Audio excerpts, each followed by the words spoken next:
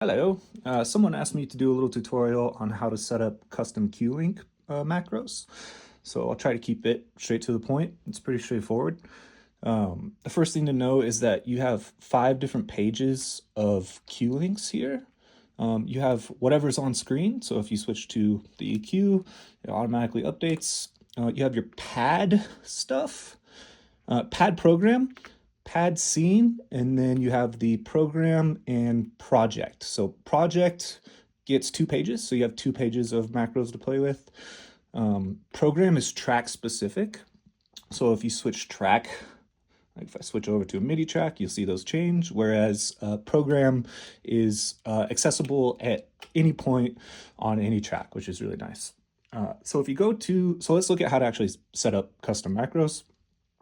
In the menu, there is a Q-Link edit, and that's where you actually set things up. So you have 2 ways to select a knob. You can either select it on screen and see the different things set up there, or you can just move a knob and it'll jump to it.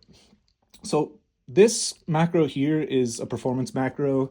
It increases the chorus delay and reverb send simultaneously, but it also reduces the volume at the same time. So as I crank it up, you can see the volume bring it down, because if you increase 3 sends, the volume is going to go up. So let's take a look at how to actually set one up.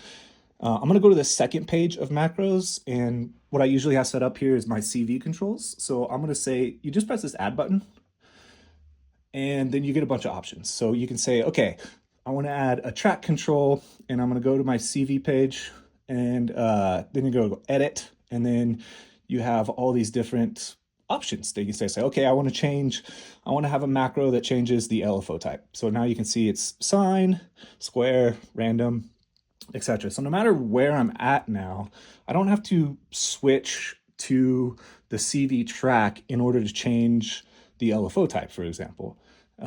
So if I'm playing this MIDI track, I can still adjust the CV without having to switch over to the CV track, which is really nice. Program is just kind of the opposite. It basically, if you change tracks, it has its own 16 macros. All these things are record enabled. So if you have read write enabled, then as you automate these, it will record while you're playing, which is really nice. So let's go back to, I have this set up as the other thing that's really nice is you can adjust your menu. So I have it customized to that button so I can jump to it pretty easy. And I'm gonna go back to project, go back to the second page, and let's make a new macro. It does take a while, especially on the project level, because there's so many options. So I'm gonna go back to track, go back to CV, say edit, and I want to find LFO rate, LFO speed. There we go. All right, it just adds it like that. And you can add multiple. So when you add multiple, you also, we'll just add a random one. You get a parameter range, and if you press this little up arrow, you get some more options. So you can set like the min value, the max value, the shape. So is it linear or logarithmic or exponential, which is pretty nice. So let's talk about this in terms of MIDI tracks. So let's say we have an external synthesizer and we want to set up some project level macros to be able to tweak the synth without ever touching it. So it's the same thing. You just press plus, and then we'll go track, select the MIDI track, and then you say edit. There's event stuff. This is just one thing. This is what you want. You want edit, and these are all your CV control, or excuse me, your CC controls for MIDI. So if you know that 30 is CC30 is the synthesizer's maybe envelope decay, you just select that, and now you can change that. It's pretty straightforward.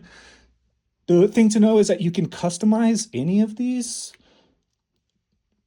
at a program level. I don't love the automatic mapping at the program level for certain tracks, especially MIDI tracks. So you can just switch to a MIDI track, and you can just delete all these and set it up from scratch. They do their best to auto map it, but I find that they're not very useful. These three I just leave alone because they usually are pretty useful. And more useful on like drum tracks.